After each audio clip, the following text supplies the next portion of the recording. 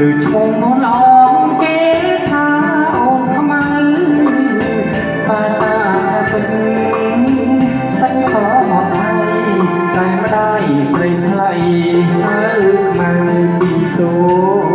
ចឆ្នាំថ្មីខ្មៅពេញក្រមុំ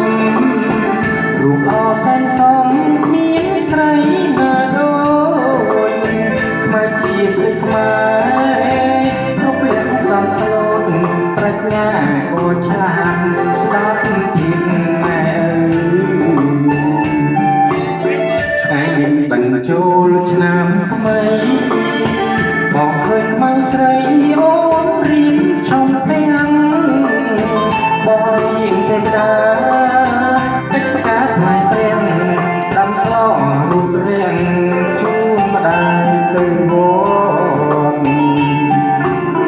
បងឃើញខ្មៅពួនភ្នំខ្សាច់រួចអូនដាក់បានយកទឹកសងប្រាំងជូនញាក់ឃើញប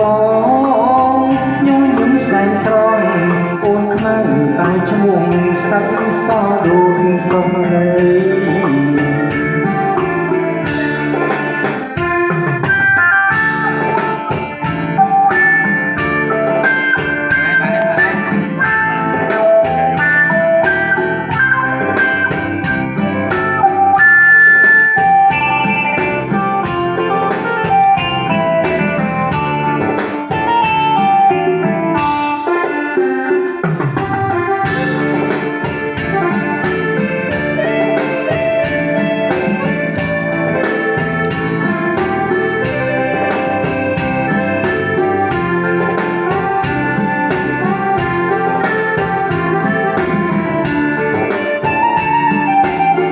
ខ្មៅអើយអើយខ្មៅមានប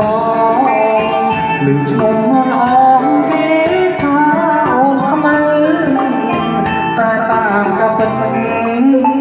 សាច់សមកថៃតែម្ដាយស្រីថ្លៃហើយខ្មៅពីតូចឆ្នាំថ្មីខ្មៅពេញក្រមុំរូបអសែនសំគ្មានស្រីណាដូចជាស្រីខ្មែរគ្រប់លក្ខសំស្លូតប្រាជ្ញាក៏ឆ្លាតស្ដាប់ជាម៉ែ